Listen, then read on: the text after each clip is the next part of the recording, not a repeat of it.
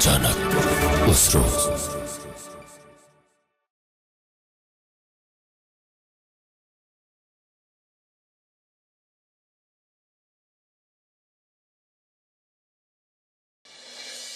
गरिमा,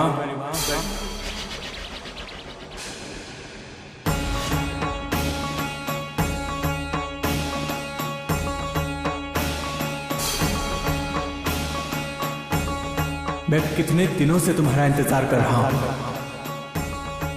आज भी तुमने मुझे भूखा रखा।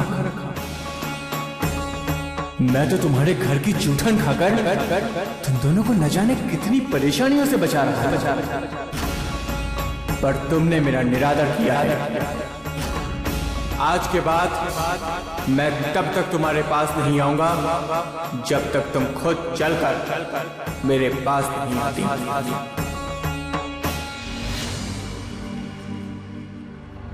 कौन है ये बाबा? कौन है ये लड़की? उस बाबा ने क्यों कहा कि मैं तुम्हारे घर की जूठन खाकर तुम्हें बहुत सी परेशानियों से बचा लेता हूँ? उस बाबा के जाने के बाद कौन सी परेशानियां आई उस लड़की पर? नमस्कार,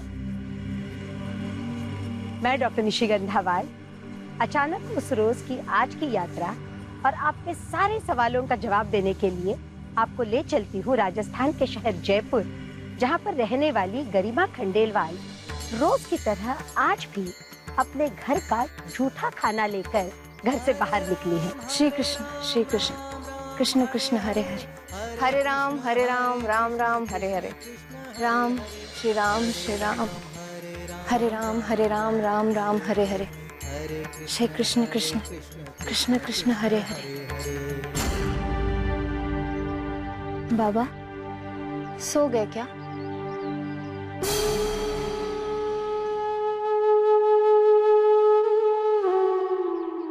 नहीं बेटा, सोया नहीं था, तुम्हारा इंतजार कर रहा था।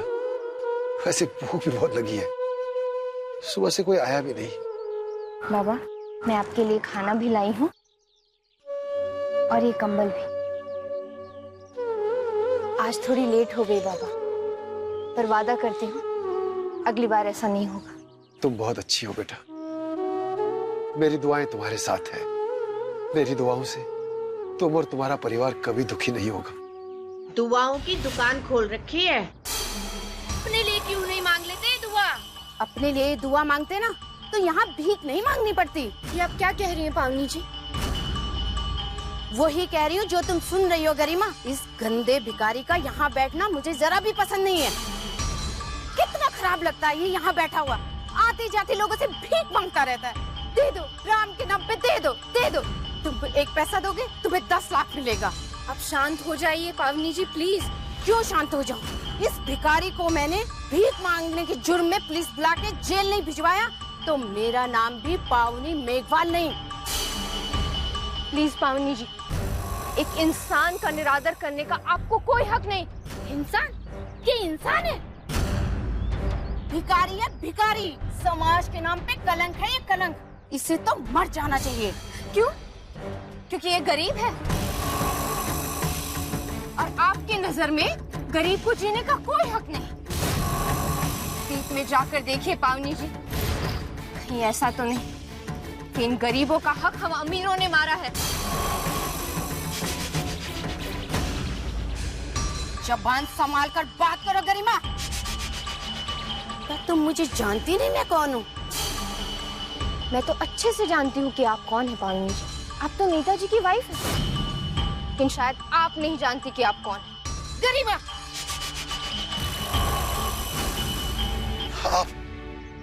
आप लोग आप शांत हो जाइए, मैं यहाँ से चला जाता हूँ।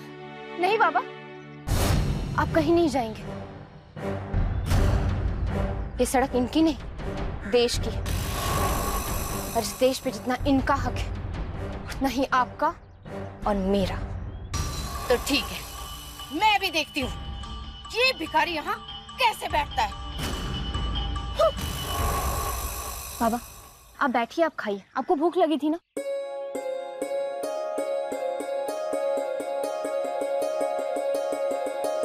बेटा ये लड़ाई झगड़ा। बाबा आप परेशान मत हुई, आप खाना खाएं।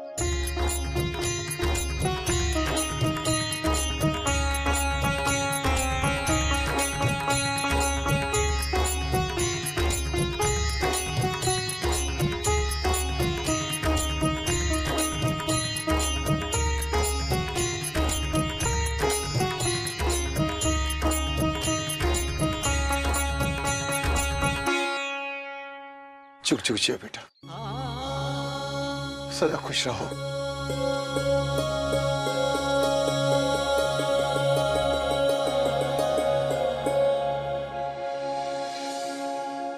नहीं नहीं नहीं, मैं उसे खुश नहीं देख सकती। मैं उस भिखारी को उखाड़ कर फेंक दूंगी। तुम बेमतलब ही छोटी सी बात पर इतना गुस्सा कर रही हो पावनी। छोटी सी बात? ये आपको छोटी सी बात लग रही? आप समझ क्यों नहीं रहे हैं?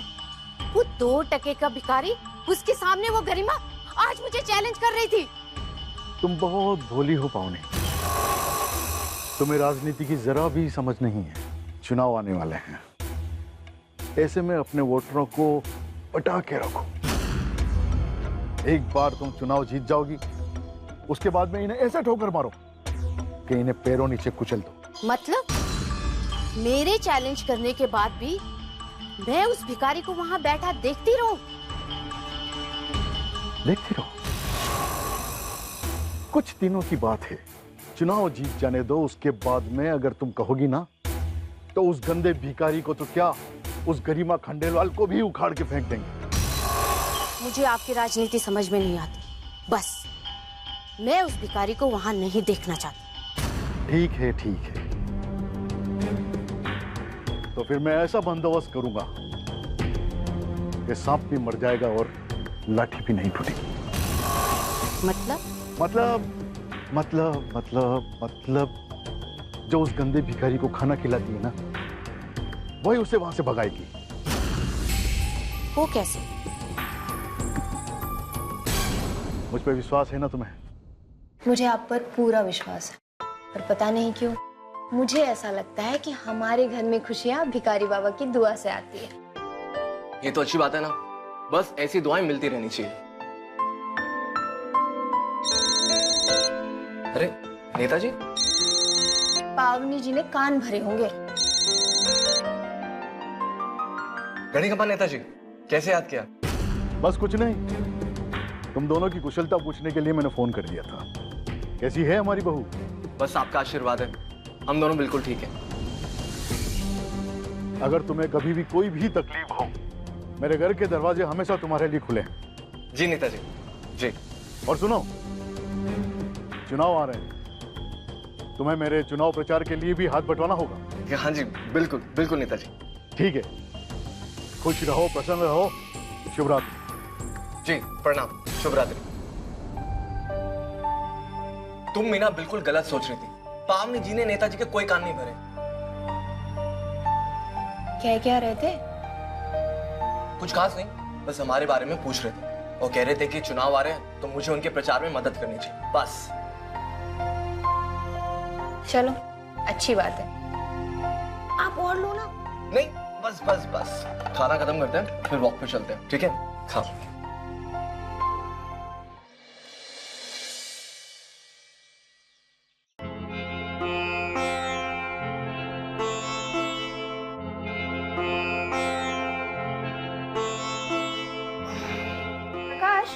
हाँ? आप कुछ देर बैठिए, मैं भिखारी बाबा को खाना खिला के आती हूँ। अरे संडे को तो उनको छुट्टी दे दिया करो और सारा वक्त मेरे साथ गुजारा करो। संडे को उनको छुट्टी नहीं दे सकती, पर आपके साथ और वक्त गुजारने का उपाय बता सकती हूँ, अगर आप मानो तो। हुक्म करो।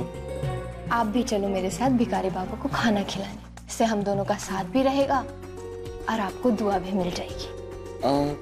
गुड आइडिया, लेकिन मुझे ना ऐसा लगता है कि संडे को भी थोड़ा वक्त तुम्हारे बिना रह सकता हूँ मैं। मुझे पता था आप नहीं जाएंगे। अच्छा सुनो, जल्दी जाना और जल्दी आना, ओके? अच्छा।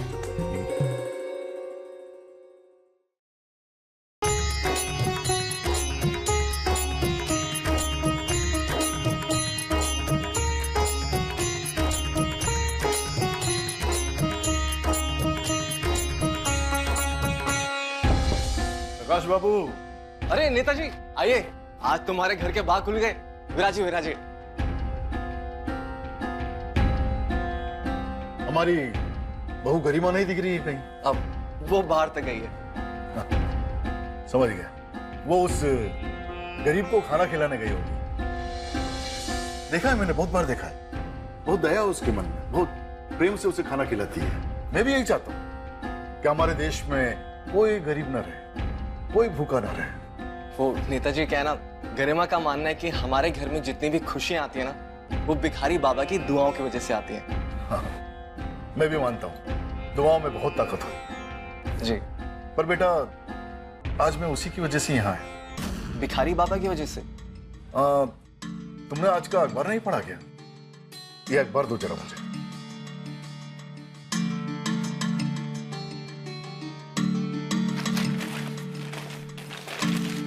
ये देखो, ये पढ़ो। आजकल हमारे मोहल्ले में चोरी की वारदातें बड़ी तेजी से बढ़ रही है। पुलिस को भी शक है कि ये दिन में भीख मांगने वाले भिखारी ही रात को इन चोरियों की वारदातों को अंजाम देते हैं। दिन में यही भिखारी मोहल्ले के खाते पीते लोगों को ताड़ लेते हैं और फिर रात को अपनी गैंग के साथ में मिलकर उनके घरों पर धावा बोल देते हैं। कल पुलिस कमिश्नर ने भी एक मीटिंग बुलाई थी। उन्होंने भी मुझे इन भिखारियों की बहुत सी करतूतें बताई। और क्या है ना बेटा कि वो गरिमा इन भिखारियों को खाना खिलाती है। मैं भी चाहता हूँ कि सबको भोजन मिले, लेकिन किसी अपराधी का साथ तो नहीं दे सकता ना मैं। जी जी नेताजी, आप बिल्कुल सही कह रहे हैं। बेटा, कल को अगर कुछ ऊंच नीच हो जाए और पुलिस तुम्हारे घर में आकर पूछताछ करे तो तुम समझ रहे हो ना मैं क्या कह रहा हूँ? जी जी नेताजी, समझ रहा हूँ। ठीक है। हाँ, ये सब गरिमा से मत बताना। बस कैसे भी करके प्यार से उसे उस भिखारी के पास में जाने से रोक देना। जी, मैं ध्यान रखूंगा। ठीक है, मैं चलता हूँ। अरे नेताजी, आप पहली बार आए हैं, ऐसे खाली हाथ, आप मुंह तो मीठा करके जाइए। नहीं नहीं, मिठाई तो मैं वैसे भी नहीं खाता हूँ क्योंकि मुझे शुगर है। मैं चलता हूँ। पार्टी कार्यालय में आओ तुम भी और चुनाव में थोड़ा हाथ बंटवाओ। जी जी, कल से मैं आता हूँ प्रचार करने के लिए।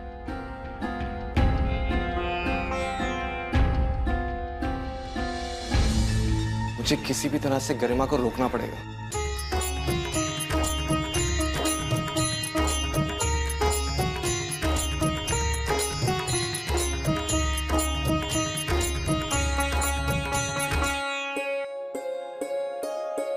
जुग जुग जियो बेटा। मेरे पास तुम्हें देने के लिए दुआओं के अलावा कुछ भी नहीं है बेटा।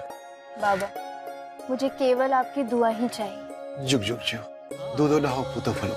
भगवान सदैव तुम्हारे घर में खुशियां भरते, खुशियां भरते।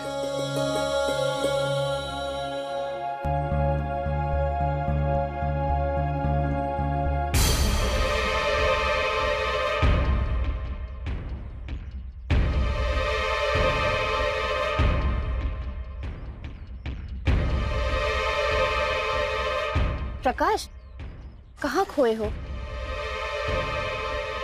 प्रकाश, प्रकाश, कोई परेशानी है? कोई फोन आया था? नहीं, कोई फोन नहीं आया। एक न्यूज़ पढ़ी है जिसको पढ़कर मैं काफी परेशान हूँ। कौन सी न्यूज़?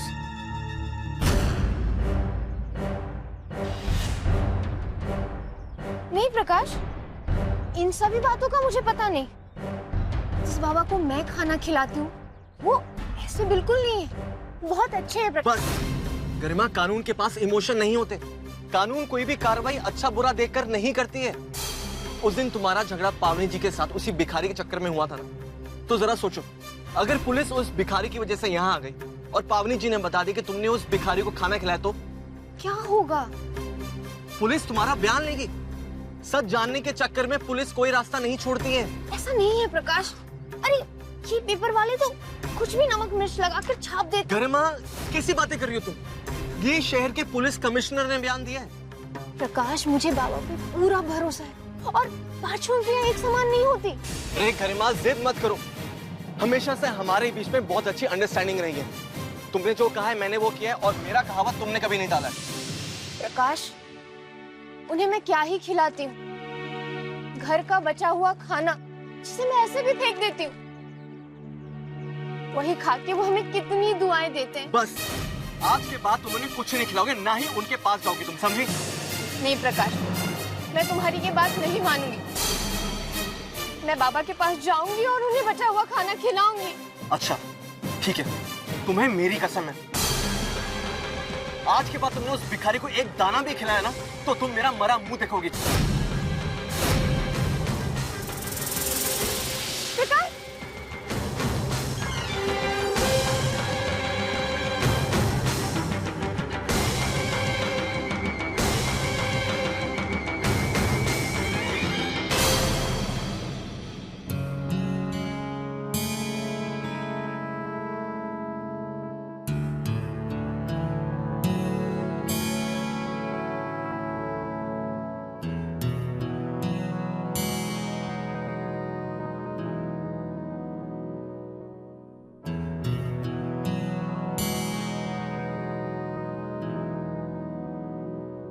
गरिमा, अभी तक गुस्सा हो?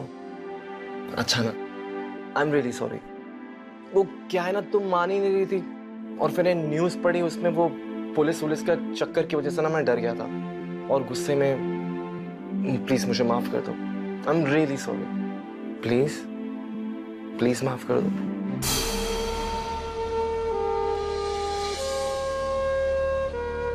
प्रकाश,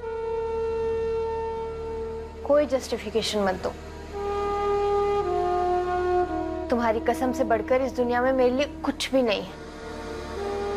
मैं जान देकर भी तुम्हारी कसम कभी नहीं तोड़ूंगी।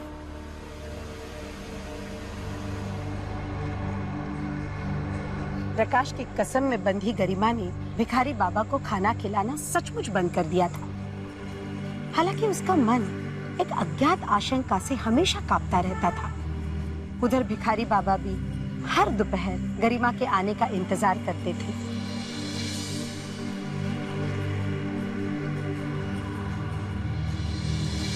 उस रात जब गरिमा अपने पति प्रकाश के साथ सो रही थी, तब गरिमा, बेटी गरिमा,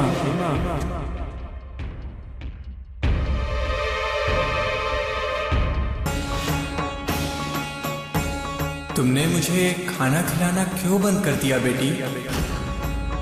तुम्हारे हाथ का बना खाना मुझे बहुत पसंद है। कल मुझे खाना खिलाने जरूर आना। और हाँ, हो सके तो मेरे लिए गट्टे की खिचड़ी बना कर लाना, वो मुझे बहुत पसंद है। अल्लाह मालिक है।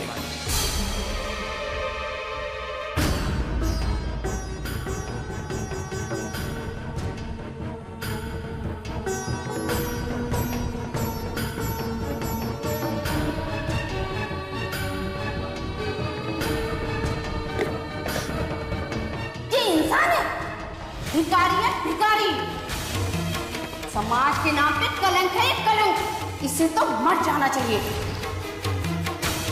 चुप चुप चुप, दो ना हो पुत्र फलो, भगवान सदैव तुम्हारे घर में खुशियां बरते। तुम्हें मेरी कसम, आज के बाद तुमने उस भिखारी को एक दाना भी खिलाया ना तो तुम मेरा मरा मुंह देखोगी।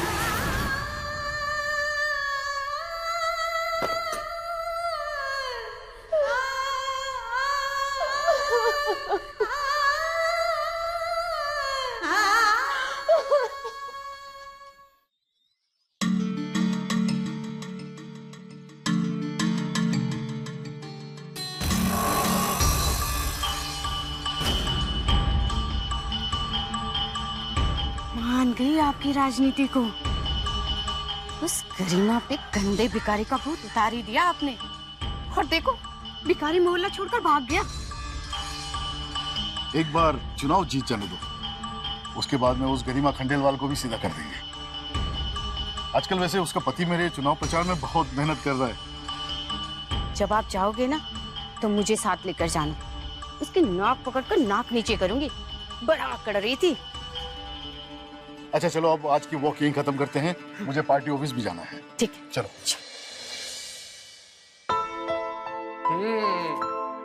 मैडम, क्या बन रहा है आज किचन में? हाँ? अच्छा सुनो ना, आज ना मेरा गड्ढे की खिचड़ी खाने का बहुत मन कर रहा है। सो प्लीज बनाओ ना। देखो आज तो संडे है, तो संडे को एक स्पेशल डिश तो बनती है।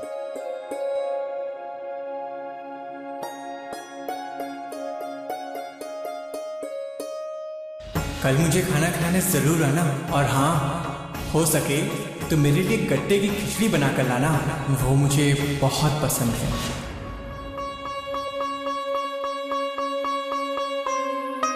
गरिमा,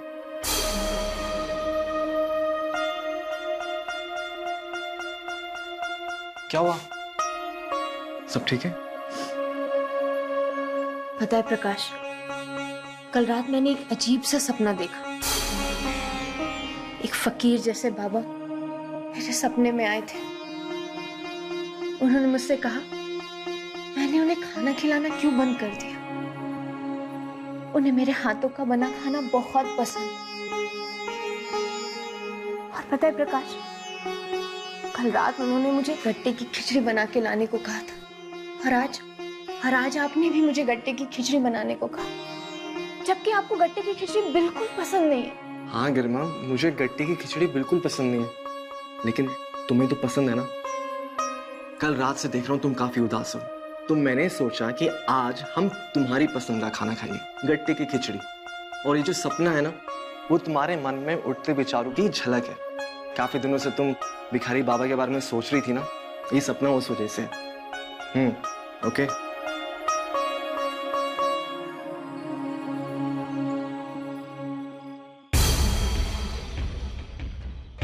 गरिमा बेटी,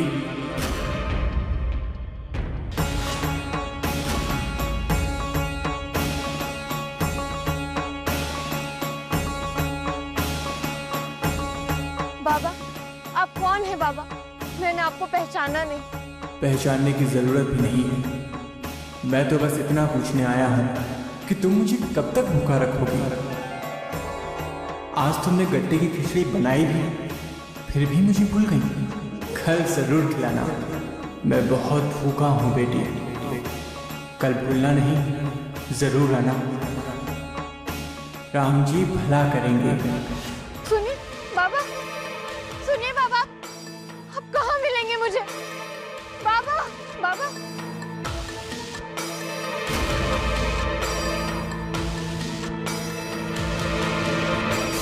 गरिमा, प्रकाश, किससे बातें कर रही हो तुम?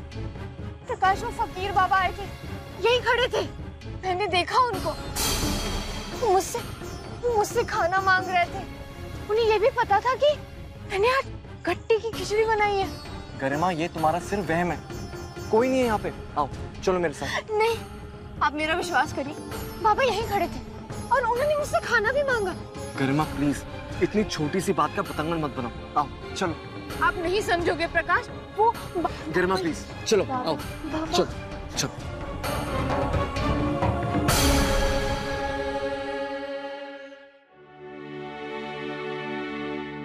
गरिमा,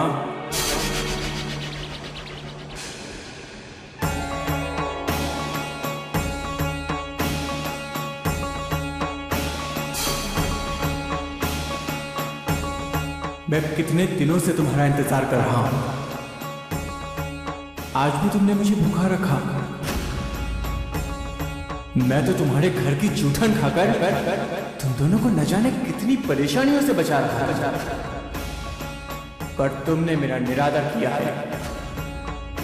आज के बाद मैं तब तक तुम्हारे पास नहीं आऊंगा जब तक तुम खुद चलकर मेरे पास नहीं आती।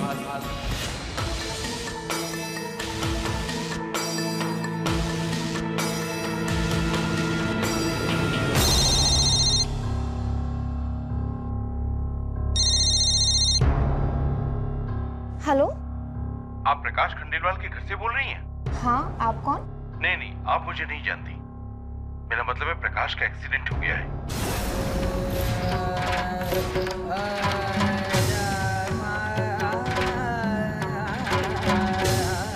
वो वाटर टैंकर होता है ना, उसने टक्कर मार दी उन्हें। हमने अपनी आंखों से देखा सारा एक्सीडेंट।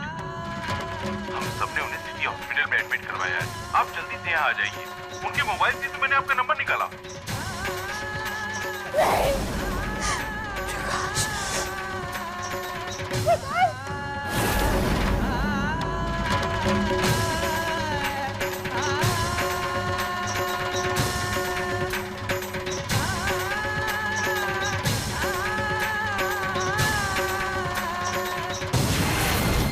हुआ प्रकाश को? प्रकाश? अच्छा, मिस्टर प्रकाश वही जिनका एक्सीडेंट हुआ था। उन्हें एक्चुअली आईसीयू में शिफ्ट किया है। डॉक्टर कुंबर उनका ट्रीटमेंट कर रहे हैं, पर हालत बहुत खराब है। क्या मैं उनसे मिल सकती हूँ? देखिए, वो अभी बेहोश है और आईसीयू में किसी को भी परमिशन नहीं है। डॉक्टर, कैसी है अभी उनकी तबीयत? आप मिसेस प्रकाश हैं? हाँ, मैं उनकी वाइफ हूँ। मिस्टर प्रकाश की हालत बहुत क्रिटिकल है। जख्म बहुत गहरा है और खून भी बहुत बह चुका है। हमें उनकी जिंदगी बचाने के लिए कल सुबह एक ऑपरेशन करना पड़ेगा और शायद उनका दाहिना पैर हमेशा के लिए काट देना पड़े।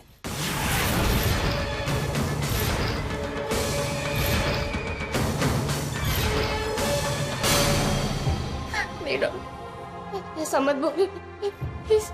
मिसेस प्रकाश, हमारे लिए मरीज की जिंदगी ज्यादा जरूरी है। डॉक्टर, मैं उनसे मिल सकती हूँ प्लीज? अभी बेहोश है, आपको इंतजार करना होगा। होश आते ही मैं आपको मिलवा दूंगा। इस बीच हॉस्पिटल की कुछ फॉर्मेलिटीज पूरी कर दीजिए। नर्स। Yes doctor.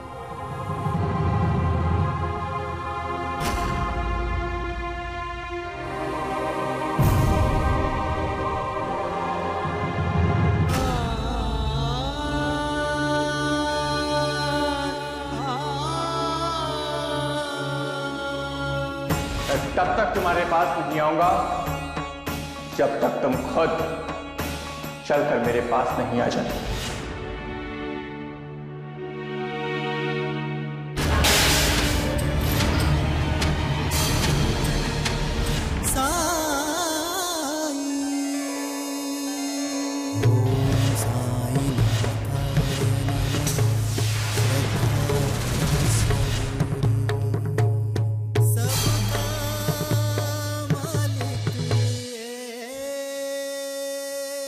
सिस्टर, ये किसकी तस्वीर है? आप इन्हें नहीं जानती? नहीं जानती, पर पहचानती हूँ। कई बार इनको अपने सपने में देखा है मैंने। ये शिरडी के साईं बाबा है। बहुत ही रहम दिल है।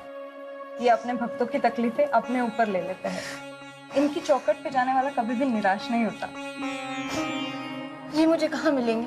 बाबा तो समाधि ले चुके हैं, पर अपने भक्तों की पुकार सुनते ही वो भागे चले आते हैं। आप बहुत परेशान हो। पास में ही उनका एक नया मंदिर बना है, आप वहां पे जाइए। शाम को वहां आरती होगी, आप वहां जाके फरियाद कीजिए। हो सकता है बाबा आपकी पुकार सुन ले। कहाँ है ये साईं बाबा का मंदिर? मैं वहां शाम को जाने ही वाली हूँ, तो आप भी मेरे साथ चलिए। Thank you.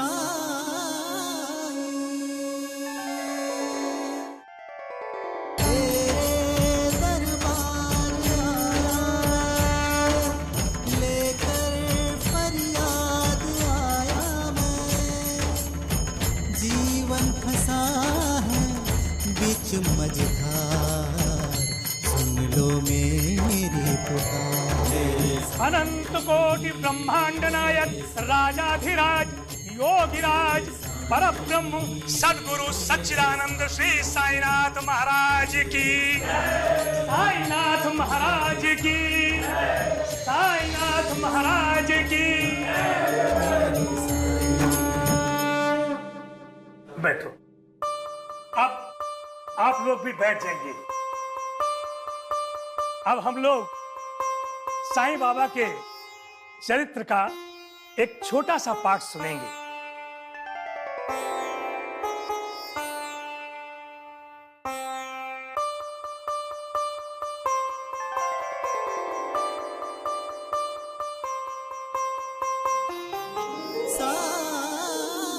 मुझे माफ कर दो बाबा।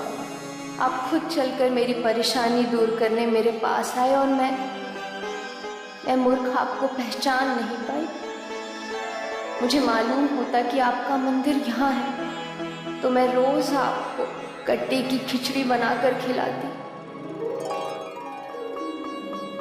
आज का पाठ बड़ा ही सुंदर है। श्री साईं सच्चरित्र अध्याय 42। एक बार साईं बाबा अपनी भक्त लक्ष्मीबाई शिंदे के घर पहुंचे। बाबा को भूख लग रही थी तो उन्होंने लक्ष्मी से खाना बनाने को कहा।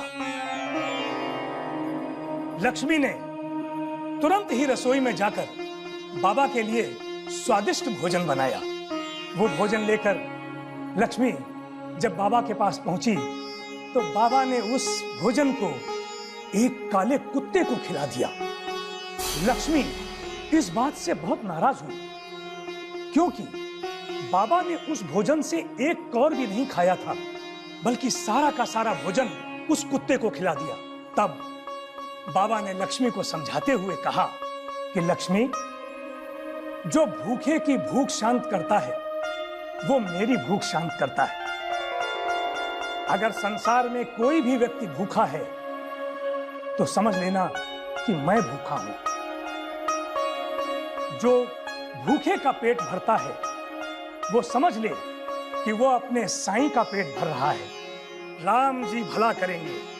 बोलिए श्री साईनाथ महाराज की, साईनाथ महाराज की, साईनाथ महाराज की।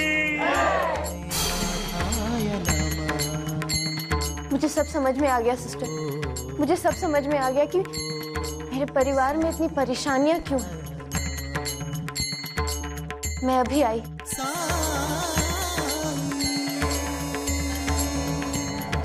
श्री साईं सच्चरित्र का पाठ सुनने के बाद गरिमा को बाबा की लीला समझ में आ गई थी। वह भागती हुई घर पहुंची और उसने गट्टे की खिचड़ी बनाई। उसे लेकर जब वो घर से बाहर निकल रही थी तब तुम्हें मेरी कसम है, आज के बाद तुमने उस भिखारी को एक दाना भी खिलाया ना तो तुम मेरा मरा मुंह देखोगी, समझी तुम?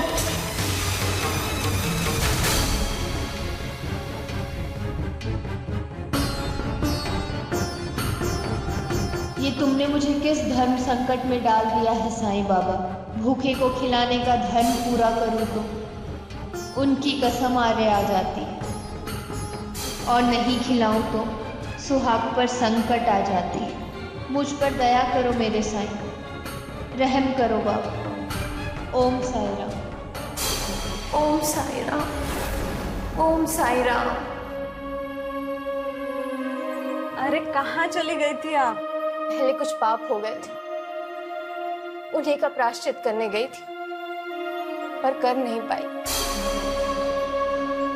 मुझे उनसे मिलवा दो, तुम्हें साईं बाबा की कसम। अरे मैं वही तो कह रही हूँ, मिस्टर प्रकाश को होश आ गया है। वो बार बार आपको पूछ रहे हैं और हमने उन्हें पर्सनल वार्ड में भी शिफ्ट कर दिया है। कल उनका ऑपरेशन है, अभी आप उनसे जाके मिल सकते हो। मैं इसको यहीं रख दूं? ये बाबा का भोजन है।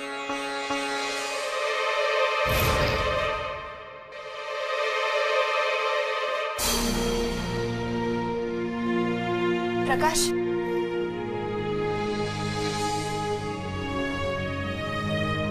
प्रकाश,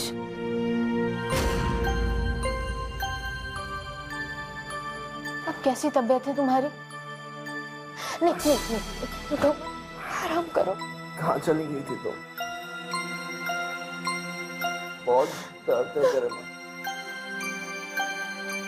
मैं अब जिंदा नहीं बच। नहीं प्रकाश, ऐसा कुछ नहीं होगा। आप ऐसा कुछ मत बोलो, आपको कुछ नहीं होगा, कुछ नहीं होगा। मुझसे कोई गलती हुई है तो प्लीज मुझे माफ कर दो। नहीं प्रकाश,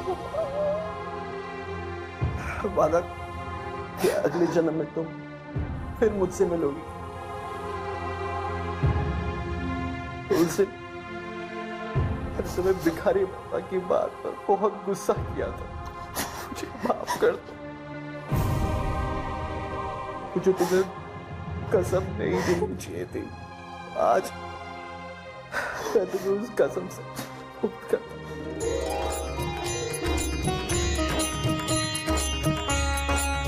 आपको कुछ नहीं होगा प्रकाश, आपको कुछ नहीं होगा। हम इस जन्म भी साथ रहेंगे और अगले जन्म का भी वादा करेंगे। अब आप बस मुझे भिखारी बाबा को अपने हाथ से गट्टे की खिचड़ी खिलाने की आज्ञा दे दो। मैं तुम्हें उस कसम से मुक्त कर चुका। प्रकाश, प्रकाश, प्रकाश, डॉक्टर, नर्स, प्रकाश, प्रकाश आपको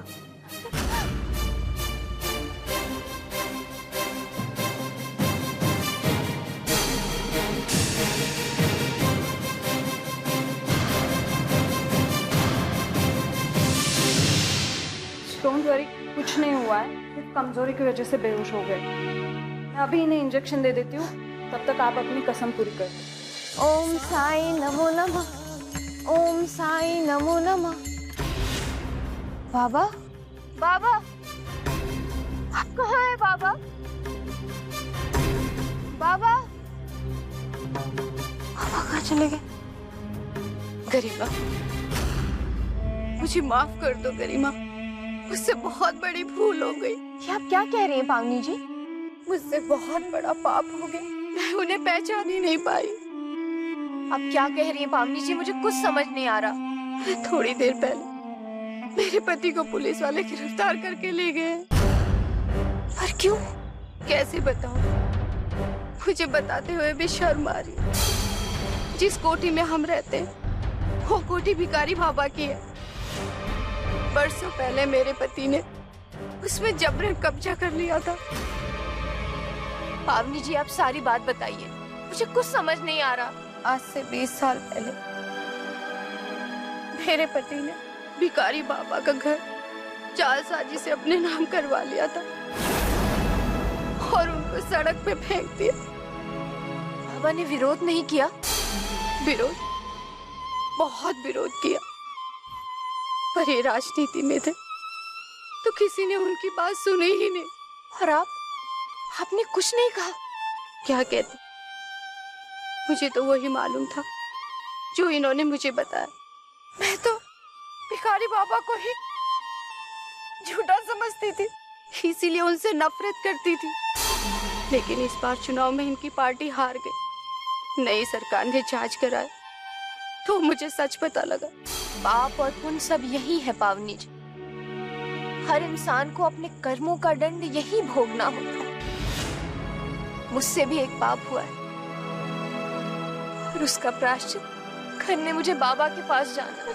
तुमने कोई पाप नहीं किया गरिमा, पाप तो हम दोनों ने किया, मैंने और मेरे पति ने। नेताजी ने ही मेरे कहने पे प्रकाश को तुम्हें रोकने के लिए उकसाया था। पावनी जी, जो बीत गई वो बात गई। ये बाबा कहाँ है? बाबा, बाबा मुझे माफ कर दो, बाबा मुझे माफ कर दो। आप बहुत ही रहमदिल और सच्चे इंसान हैं बाबा। मैंने बहुत गलतियां की बाबा, मैंने हमेशा आपका निरादर किया, आपका अपमान किया बाबा, बहुत तकलीफें दी बाबा मैंने आपको। आपकी पत्नी मेरी आंखों के सामने तड़प तड़प कर मर गई बाबा, और मेरा पत्थर जैसा मन नहीं पसीजा। मुझे माफ कर दीजिए बाबा, मुझे माफ कर दीजिए। अरे, आप वापस कैसे आ गए? पावनी, पावनी, इनके पैर छुओ पावनी, इनसे आशीर्वाद लो। आज इन्हीं की कृपा और दया की वजह से मैं घर पे वापस आ पाया हूँ। पर कैसे? इन्होंने पुलिस के सामने बयान दे दिया है कि ये घर इन्होंने मुझे अपनी इच्छा से दिया है।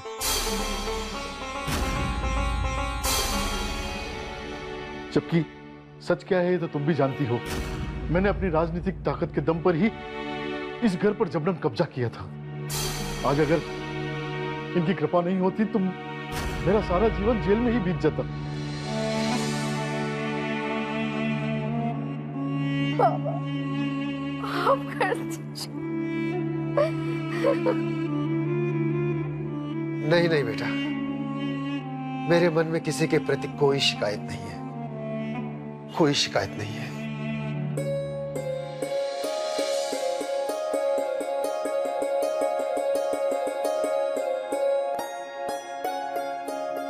बाबा, बचपन में एक कहानी पढ़ी थी, साधु और बिच्छू की। एक साधु महात्मा को एक बिच्छू बार बार डंक मार रहा था और साधु महात्मा बार बार उसकी जीवन रक्षा कर रहे थे। उनके शिष्यों ने उनसे पूछा कि साधु बाबा, आप इस बिच्छू को मार क्यों नहीं देते? तो साधु ने बोला, बिच्छू का धर्म है डंक मारना और साधु का धर्म है जीवन रक्षा करना।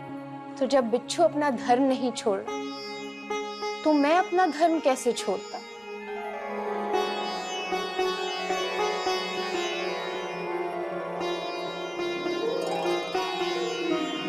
कितनी सुंदर बात कही है गरिमा। हम वाकई बिच्छू से भी गए गुजरे हैं और ये साधु बाबा से भी श्रेष्ठ हैं।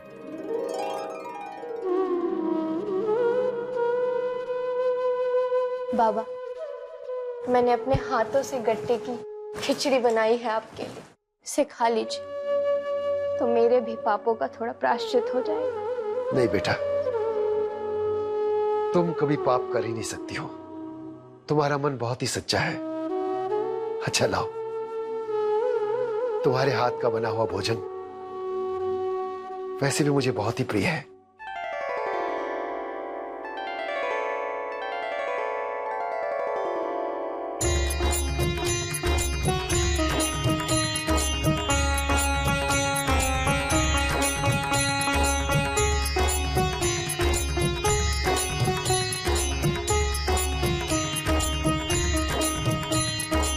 बस बेटा बस।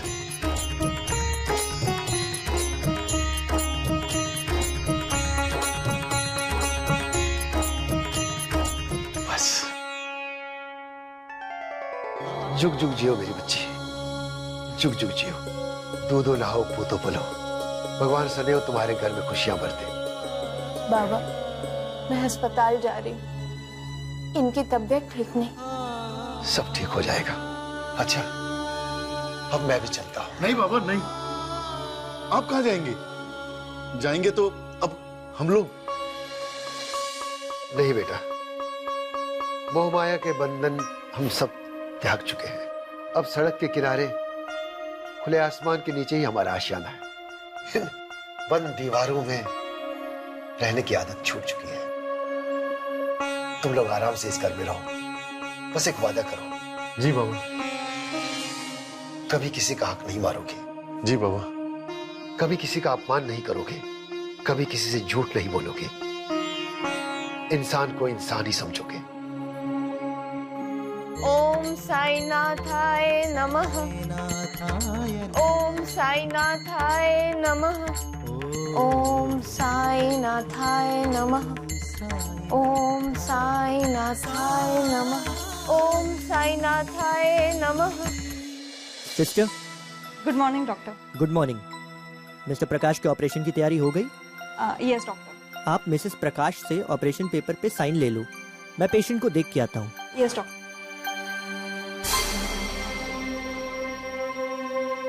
Excuse me, sign please. Sister, मैं आपके सामने हाथ जोड़ती हूँ, प्लीज उनका पैर मत काटिए। देखिए, अगर कोई और रास्ता होता तो डॉक्टर ये कभी ऑपरेशन करते ही नहीं। कल रात को भी उन्होंने पूरी कोशिश की इस ऑपरेशन को टालने की, बट ना उन पे किसी दवा का असर हो रहा है और ना ही किसी ट्रीटमेंट का। अगर ये ऑपरेशन नहीं किया तो उनकी जान को खतरा हो सकता है।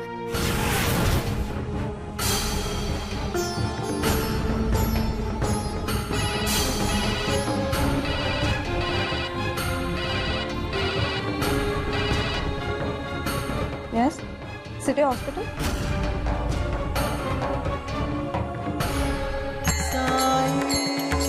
हे साईं, रहम नजर करो अपने बच्चों को, दया करो हम पर। गरिमा,